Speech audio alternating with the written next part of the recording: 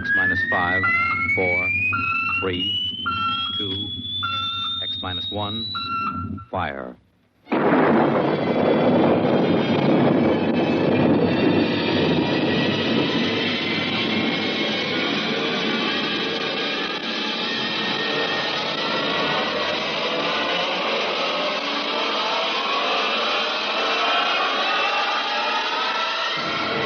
Tonight, George Lefferts' original radio drama of the 21st century, Perigi's Wonderful Dolls.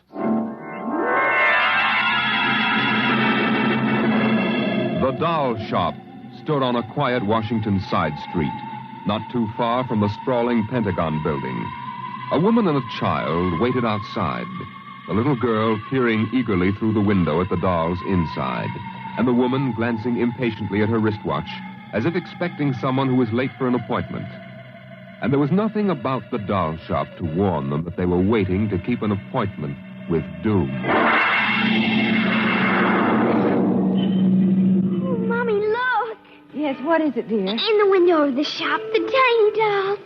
Oh, Mommy, do you think Daddy will buy me one? Well, we'll ask him when he comes, dear. He said 3 o'clock on this corner. I see him, Mommy. There he is. Oh, Henry, here we are.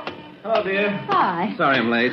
Well, we've been waiting for you. Cindy's been Yes, I'm afraid I'll have to call off the shopping, Alma. Oh, Henry, we promised. Yes, I know. Cindy. I'm sorry. It's just one of those things. You've been the wife of an army colonel long enough to know his life isn't his own. What is it this time? Oh, some more of that flying sphere nonsense. The pilot who says he sighted it last month crashed and was killed today, so the general wants a full report. Dear, what next? Daddy. We'll have a staff meeting at the Pentagon at 3:15. Daddy, look in this window. Oh, I haven't time, dear. Just for a minute, Daddy, please. Indeed. I haven't time to stop and watch a bunch of 6-inch dolls parading around the shop. Say, they are lifelike, aren't they? Look at that, Alma. Dolls are marching around like a regular review. They've even got their own little band. Henry, your staff meeting. Hmm? Oh, yeah. Yes, I've got to run. Now, look, don't go spending a lot of money on that nonsense, Alma. No, dear. Bye. Bye, dear. Bye, Cindy. Bye, Daddy. Oh, Mommy, look. Look, the band's going to play. Aren't they wonderful, honey? You know, it's funny. I must have stood on this corner 1,000 times, and I've never even noticed this shop before. Good evening, children. Oh, well, good evening. Mommy, he talks awful funny. Hush, Cindy. Would you like to step inside the shop of Santor Perigi? Well, yes, we would. This way. Oh, Mommy, it's like beer. Here in the shop of Santor Perigi, creator of Perigi's Universal Wonderful Dolls, the world of adult reality is blended with the world of child's fantasy. This is a new shop, isn't it, Mr. Perigi? What is new and what is old? Come, this way. Would you like to meet one of my little ones? Oh, yes. This one in the red jacket is Toto. Speak, little one. How do you do? Why, isn't that wonderful? Mommy, he talks. The doll talks. Amazing. It's absolutely amazing. That is nothing for Perigi's Wonderful Dolls. Listen, sing, Toto. Sing for the little girl. My name is Toto. Cindy, listen. Sing, Toto. Men are big and tall. Dolls are very small. When men begin to fall, the dolls will rule them all. Oh, Toto, more. Well, how do they work, Mr. Perigi? How do they work? That is the secret of the great Perigi, greatest of all doll masters. To make an ordinary doll is nothing. To make a perfect replica, that is something. But to make a doll with intelligence, that is the work of an artist, huh? Well, yes. Well, they must be very expensive. Madame, when I construct a doll like Toto, I cannot bear to be parted from him permanently. So instead of selling, I rent my little people. You rent dolls? Precisely. $10. I have but one request. When you grow tired of my dolls, you must return them to me in good condition. Oh, Mommy, could we take him home? Take him home. Take him home. Take him home. Oh, look, Mommy, look. He's bowing and dancing. Oh, Mommy, he wants to come. Please, I'll take such good care of it, please. Well, honey, we'll have to deal with your father later, but... Well... Oh, Mommy. All right, wrap him up, Mr. Perigi. Oh, dear, I have a feeling when your father comes home, we'll be sorry. Be sorry. Be sorry. Be sorry. Be sorry.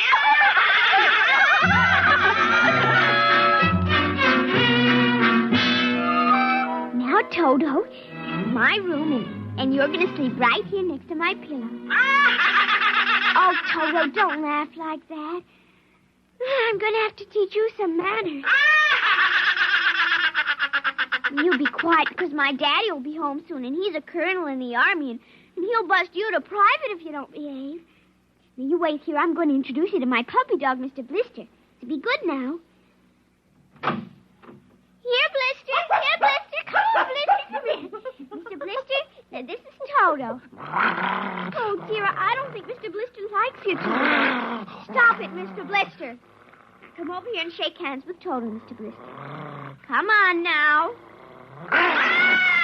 Blister, let him go. Let go. Let go. Cindy, Mr. Blister, come over here. Why, what happened, dear? Mr. Blister tried to bite my doll. Look how frightened Toto is. Dolls don't get frightened, Cindy. But he is, Mommy. He screamed. You just imagined it, honey. But he did. He did. Well, Mr. Blister didn't mean it. You know he's the gentlest little pup alive. He isn't. He's nasty and I hate him. Cindy, you've hurt his feelings. Kid. He tried to buy my new doll, and I don't ever want to see him again. Ever. Oh, dear. All right, Mr. Blister, you come downstairs with me. Come on now. Cindy's angry at you tonight. I'll kill him. Why, Cindy, where did you hear a thing like that? Toto said it. Well, I see. Well, you've had an exciting day, honey. You brush your teeth now and go to bed. Daddy's coming home late, so we'll see you in the morning. Hmm? Good night, darling. Sleep well. I hate him, Mr. Toto. I hate him. Hate him, hate him, hate him, hate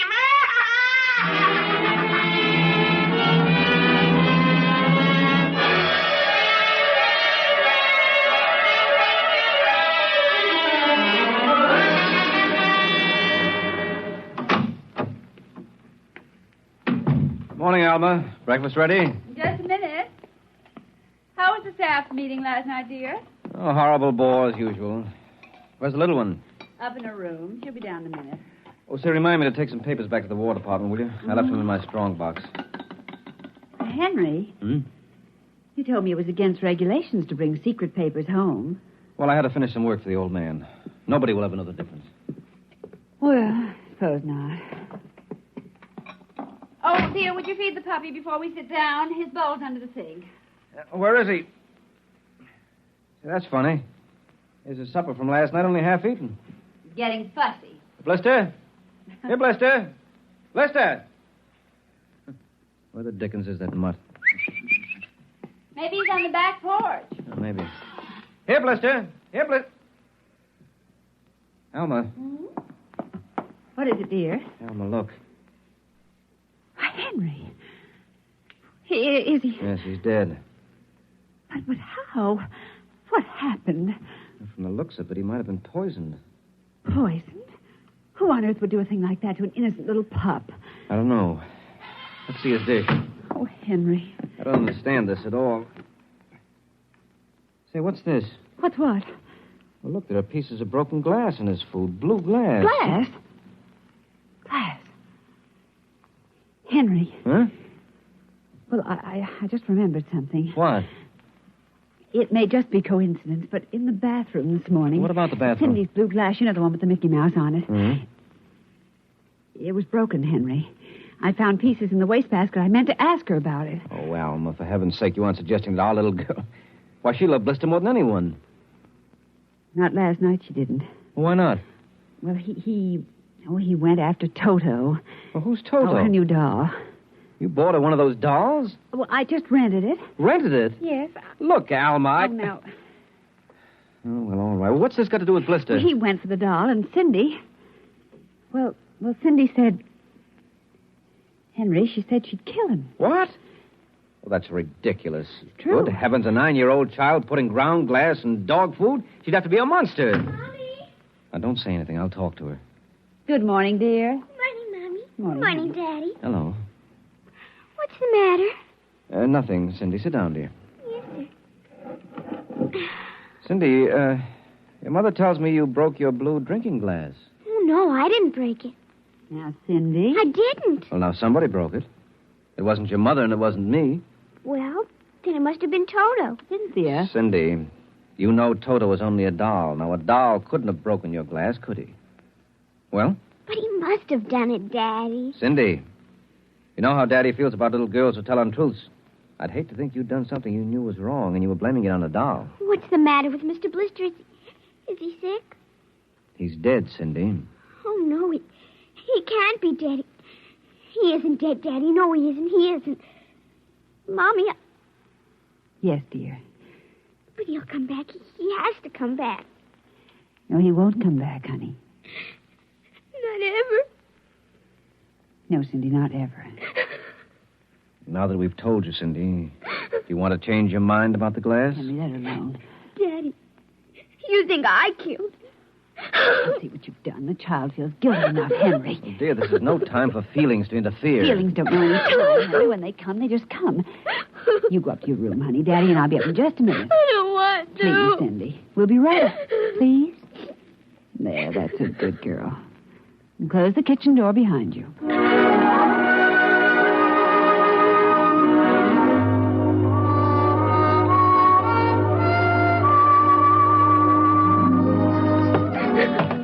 Mr. Blister's dead. He isn't coming back. Ever. Ever. Daddy thinks it was me, but it was you. It was you!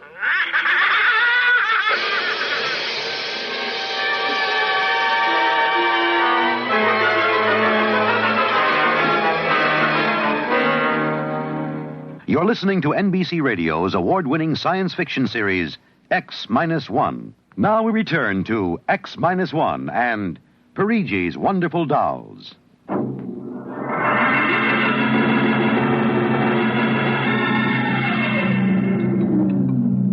Eat your supper, dear. I'm not hungry. Cindy, you scarcely touched your lunch. I don't feel like eating. Is it Mr. Blister? Oh, Mommy. Cindy, answer your mother. Now, Henry, she'll work it out in her own way, dear. Oh, I don't know. When I was a boy, there was such a thing as discipline. Where this child is being brought up... Henry. Well, it's true. There's no respect. Lying. Oh, I don't know. Alma, what's happened to us? We were a nice, peaceful, happy family until you bought that cursed doll. Now who's blaming things on the doll? Well, it's true. Henry. You wanted to get some papers from your strong box. What? Oh, yes. Excuse me. Will you try to eat something, Cindy? Now, darling. Yes, ma'am. Alma. Alma. Yes, Henry, what is it? Alma, it's gone. What's gone? The box, the strong box, is gone. But it can't be. The door to your study's always locked, and you and I have the only key. I know all that, and I tell you it isn't there. Well, who would I don't know, Alma. Those confidential reports, if they ever get into the wrong hands... Oh, I warned you about keeping them here. What if it ever came out in the open? Can't you see the papers? Army colonel, derelict in duty. Call the police, Henry. What, and throw my career in the wastebasket after 17 years? And we've got to find it ourselves. But it was there when I went in to clean this morning. Well, what about your key? Well, it's right here. I always keep it right with me. That's funny. Oh, no. But my other keys are all on the ring. You've lost it. I don't see how. Alma, how could you do it? Henry, please. Come on, we'll search the house. I can't think of anything else to do. Oh, dear, you're going to miss your staff meeting. Well, all right, never mind the meeting. My whole career goes up in smoke if we don't find those reports. Now, somebody get hold of your key and open that room. I know, Cindy. Oh, let the child alone. She's been through enough. You know she wouldn't do a thing like that. I don't know anything anymore. I don't know my own child. I don't even know you. Henry. All I know is that strong box is gone with papers that are dynamite if the wrong person gets them. The question being who? What's that? Coming from upstairs. Dodo,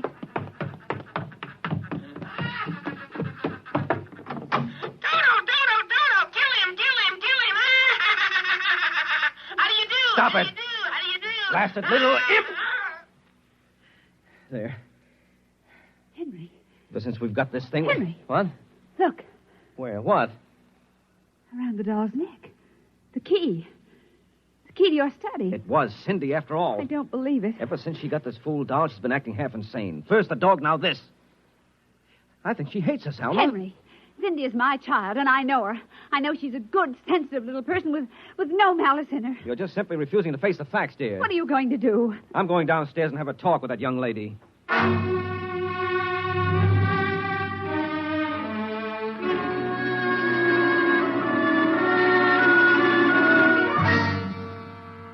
Cindy, you're not telling me the truth. Oh, yes, I am, Daddy. Now, all I'm asking is that you tell me the truth. Now, where is it? I didn't take it, Daddy. Honest, I didn't take it. I suppose you're going to tell me now that a little 6-inch doll took my strong box and hid it. Well?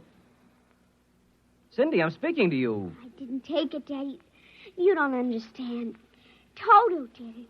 Oh, he's terrible awful. He says things. He says he's going to kill everybody. Oh, Cindy, you're inventing things. It's true. At night when I'm sleeping, he stands next to my pillow and whispers things to me. Awful things. He told me he'd kill me, too, if I told him. Alma, I think this child is sick. I think she needs a doctor. Frightened, Henry. She's trembling like a leaf. Come on, darling. We'll go up to your room. I don't want to go no, up honey, there. Mommy will stay with you. I'm afraid. He's up there. Who, Cindy? Toto. Well, he won't be up there for long. Mr. Toto is going right back to Perigi's wonderful doll shop before I lose my sanity, which means right now.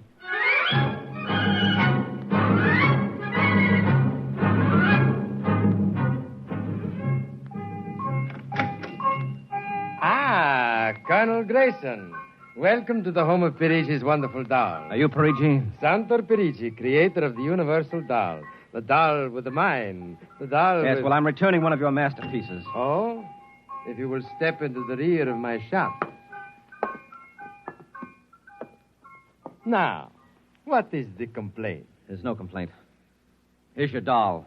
Good riddance. My little Toto, rejected, you found the world of men too filled with hate. Hate, hate, hate, hate. We will change all that later on. Return to your comrades in the window, little one. And now, Colonel Grayson? I think we have no further business, sir. Ah, but we do, Colonel. Let me see. Here it is. Do you recognize this, Colonel?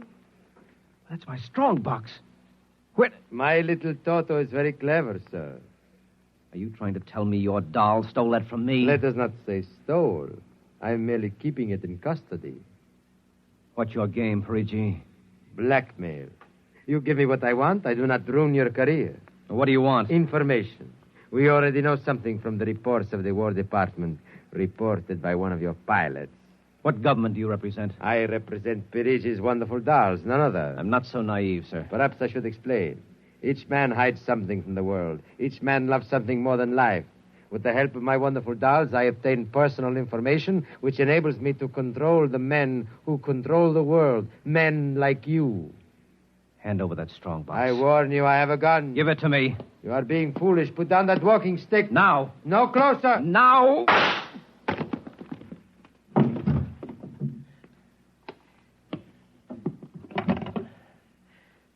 Hello.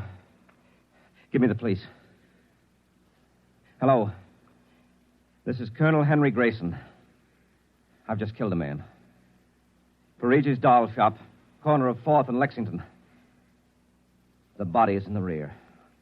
I'll wait for you. Shut up. Shut up, you little fiend! Colonel Grayson! Did I hear you speak? Colonel Henry Grayson! Oh, it can't be. I must be going out of my mind. The 6-inch doll... Shut up!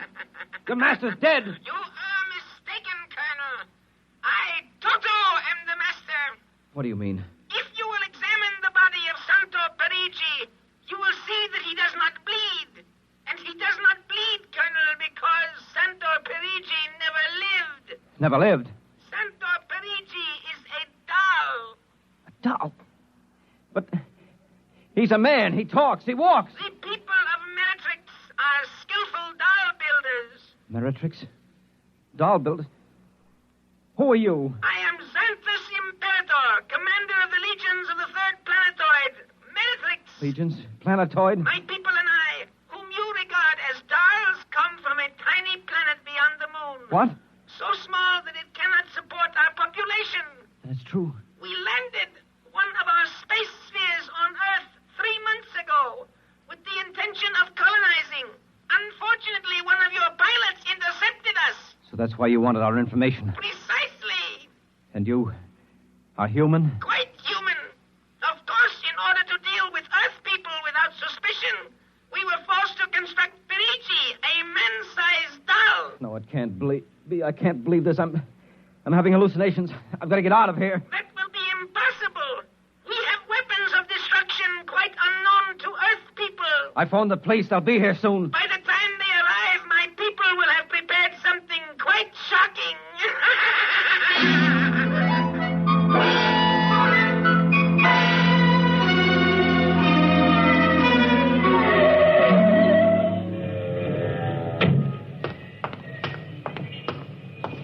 Keep me covered, Ryan. Okay, Sarge. All right. You the guy who turned in the call? Yes, that's right, Sergeant. Where's the body? Well, you see, it isn't exactly a body. What do you mean? It's a doll. What? Now, wait, you've got to let me explain. I know this sounds fantastic, but I've stumbled onto an unbelievable plot. Yeah? Keep talking. Well, you see, these little dolls, they aren't really dolls. They're tiny people. Now, there's a big doll named Santor Perigi. They're using him as a front to run the shop. He's off his trolley, Sarge. Now, look here. Now, listen, mister, we got to call it. There was a murder here. Now, if there was one, where is the body? Well, it's behind the curtains in the back. Only, you see, it isn't really a body. It's a big wax dummy. It's all part of their plot to gain control of the world. Holy smoke, he's really off his rocker. Now, look, if you don't believe me, I'll prove it to you. Come here. Look behind this curtain, and you'll see the dummy lying on the floor. Welcome, gentlemen. Are you looking for something? Perigi. This is impossible. I smashed his skull. Do you know this guy? That's the one, the doll. What's your name, mister? Perigi, Santor Perigi, creator of the Universal Doll. Uh-huh. Did you ever see this man? Never until just now. That's not true. He's lying. I tell you, he's nothing but a big doll. The real masters are the little dolls. Ryan, are you getting this? He's wacko, Sarge. No, He's a fruitcake. I'm not crazy, I tell you. I can prove it. They must have fixed up his head where I smashed it in. Touch him and you'll see. Mr. Perigi, do you know what this guy is talking about? The man is demented, obviously. No, that's not true. I tell you, there's a plot to control the Earth.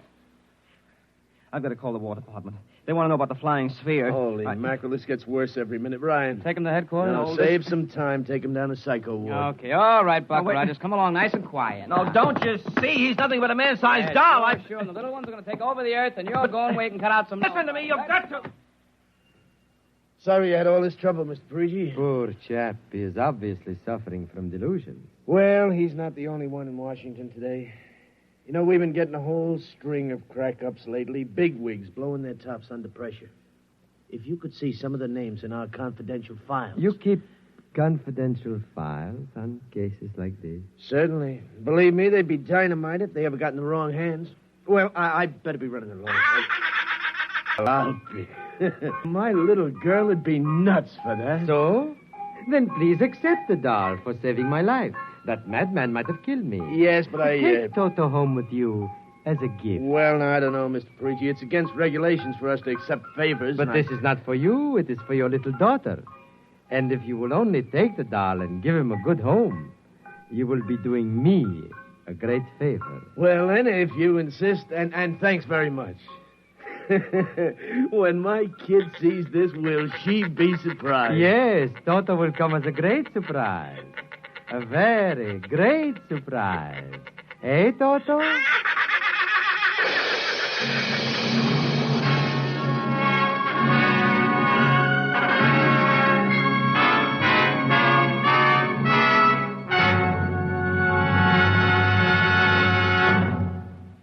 This was from the world of X-1. Tonight's story, Perigi's Wonderful Dolls, an original drama written for NBC Radio by George Lefferts. Featured in the cast were Denise Alexander, Joan Alexander, Les Damon, Joe DeSantis, and Leon Janney as the doll Toto. Music by Al Behrman, narration by Norman Rose. Tonight's program was directed by Edward King, executive producer Robert Wogan.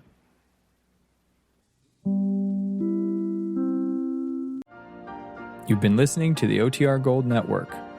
Find more classic radio at otrgold.com.